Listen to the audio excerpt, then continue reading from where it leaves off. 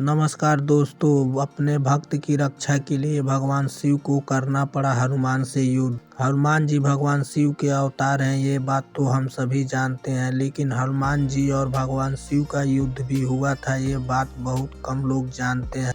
इससे संबंधित कथा का वर्णन पद्यांग पुराण के पाताल खंड में मिलता है। आज हम आपको इस बारे में बता रहे हैं। जब श्री राम ने अश्वमेध यज्ञ किया तो यज्ञ का घोड़ा घूमते घूमते देवपुर नाम के नगर में जा पहुंचा। उस नगर का राजा का नाम वीरमणि था। वीरमणि भगवान शिव का परम भक्त था, इसीलिए देवपुर की रक्षा स्वयं भगवान शिव करते थे।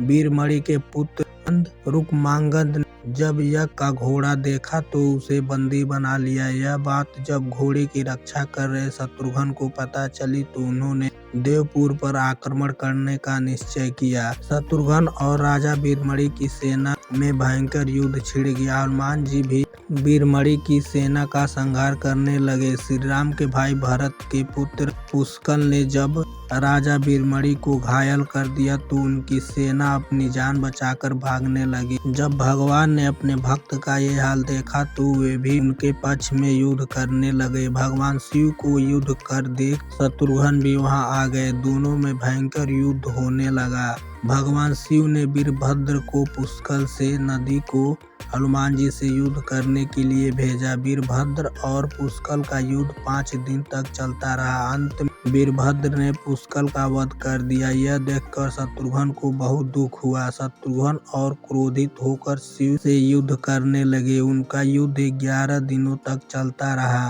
अंत में भगवान शिव के प्रहार से शत्रुघ्न बेहोश हो गए। यह हनुमान जी स्वयं शिव युद्ध करने लगे। हनुमान जी ने शिव से पूछा कि आप तो राम भक्त हैं, तो फिर हमसे युद्ध क्यों कर रहे हैं? शिव जी ने कहा, मैंने राजा वीरमणि को उसके राज्य की रक्षा करने का वचन दिया है, इसीलिए मैं युद्ध करने के लिए बाध्य हूँ। इसके बाद हनुमान जी और शिव जी के बीच भयंकर युद्ध होने लगा। हनुमान जी के पराक्रम से प्रसन्न होकर शिव जी ने उनसे वरदान मांगने को कहा।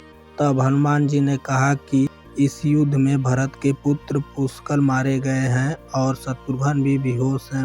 द्रोणगिरि पर्वत पर संजीवनी औषधि लेने जा रहा हूँ, तब तक आप इनके शरीर की रक्षा कीजिए। शिव जी ने उन्हें यह वरदान दे दिया। इधर हनुमान जी तुरंत द्रोणगिरि पर्वत पर आए और संजीवनी औषधि लेकर पुनः युद्ध भूमि पर आ गए। उस औषधि से हनुमान जी ने पुष्कल को पुनः जीवित कर दिया और शत्रुघ्न को भी स्वच्छ कर दिया। शत्रुघ्न और शिव जी में फिर से युद्ध होने लगा। जब शत्रुघ्न किसी भी तरह से शिव जी से नहीं जीत पाए तो हनुमान जी ने उनसे श्री राम को याद करने के लिए कहा। शत्रुघ्न ने ऐसा ही किया।